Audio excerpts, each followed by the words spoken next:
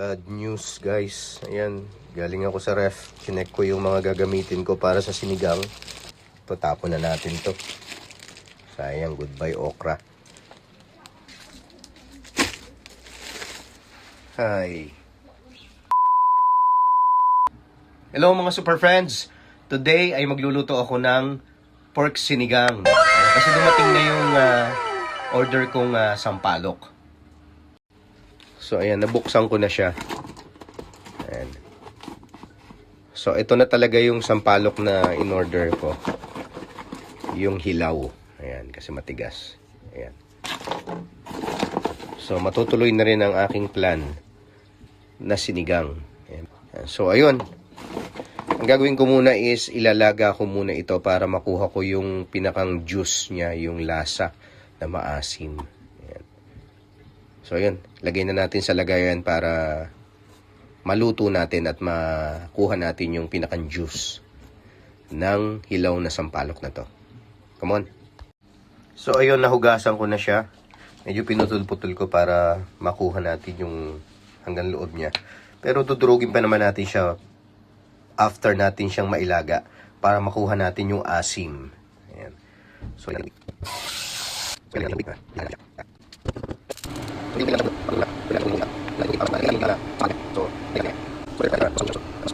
Bali, nabili namin siya ng 18 RMB. So, 139 pesos sa peso natin. Medyo mahal.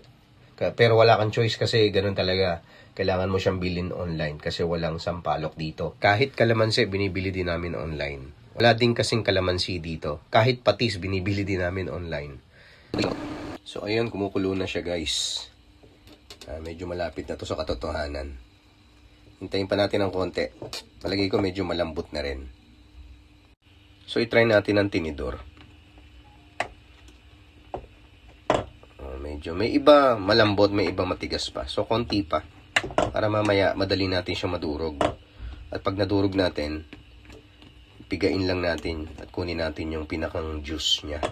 Kasi ang importante lang naman dito, makuha natin yung asim niya.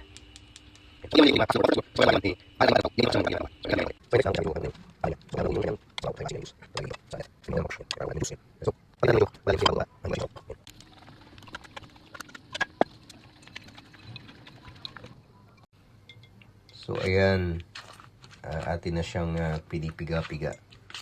So, itatabi lang natin yung, yung natira. So, baka pwede pa natin magamit if ever kulang siya sa asim. Ito yung nakuha nating...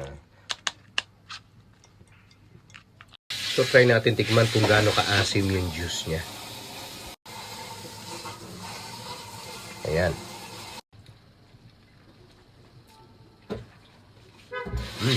Maasim. Kasing asim ng relasyon nyo. Hello, we'll cook Philippine food sinigang for our dinner.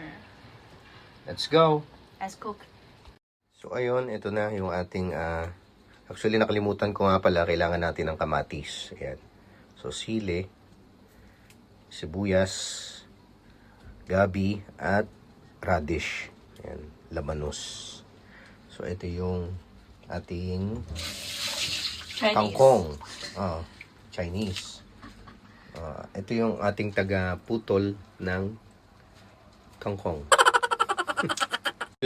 Medyo nilaga natin ng konti yung ribs. Ayan, para matanggal yung dumi niya. Yung dugo. Ayan. So, saglit lang naman. Parang 20 minutes lang nating nilaga. So, ayan. Mag-start na tayo dito sa kawali. So, ilagay na natin ang ating karne. Yung ating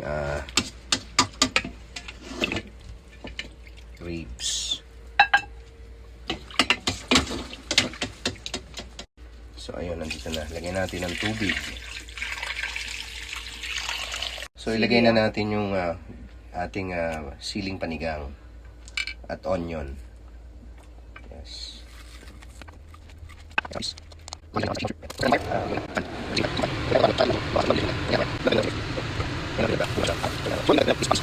Yan ang ating sinigang. Lutong bahala. So, takpan natin siya para mas madali siyang maluto.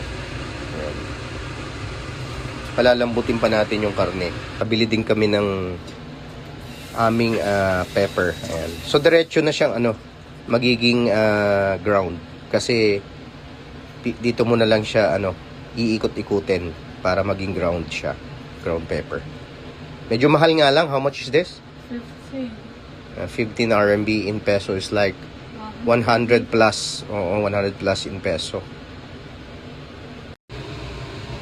Ay, buhay. So ayun guys, marami tayong pagsubok sa buhay habang niluluto natin ang sinigang. Nabasag yung aming bottle ng pang ground pepper natin. Ayan. So dudurugin na lang natin gamit ang papel. Ayan. So ayan, nadurog na natin. So ilalagay na natin dito sa ating sinigang. Actually hindi ko pa siya nadadagdagan ng mas maraming tubig. Pinalalambot pa natin yung karne. Pero palagay ko malambot na siya.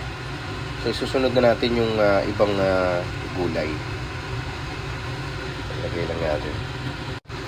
So, nailagay na natin yung pepper, yung black pepper. Pwede na yan, hindi natin kailangan na madami. Itong itong pinagpigaan natin ng yung natirang sampalok. Hindi natin kailangan itapon yan kasi pag nagkulang tayo sa lasa, gagamitin pa rin natin yan para pampaasim. So, ayun guys, lagay na natin yung gabi.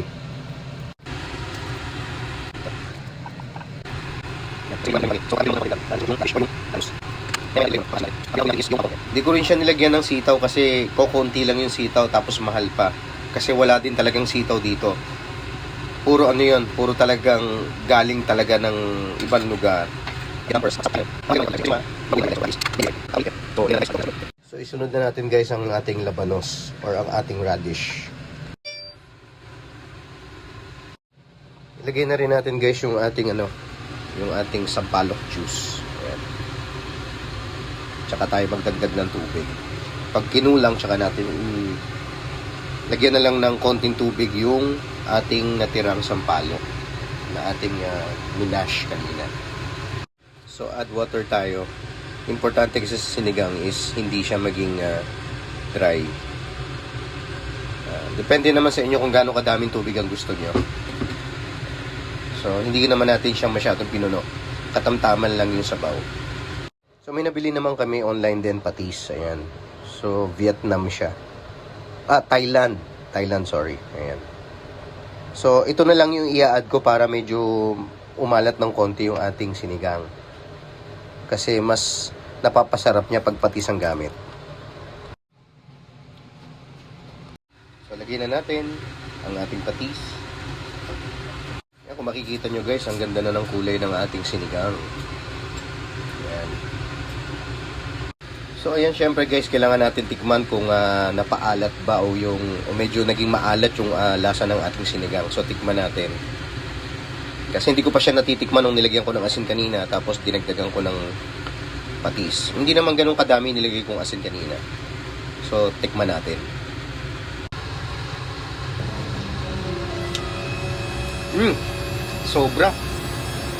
Sobrang sarap. Yes. So ayan guys, nilagay ko na yung kangkong. So almost done na. Yan, konti na lang, ilang minutes na lang. After nating maluto nitong kangkong, okay na siya. So pwede na nating i-prepare ang ating sinigang. Ayun, so ayun, nailagay na natin ang kangkong. So ayun lang, okay na. So kakain na kami. At ito ang ating panlasang Pinoy. So salamat guys sa panonood. Thank you for watching. Thank you guys. Happy Sinigang Day.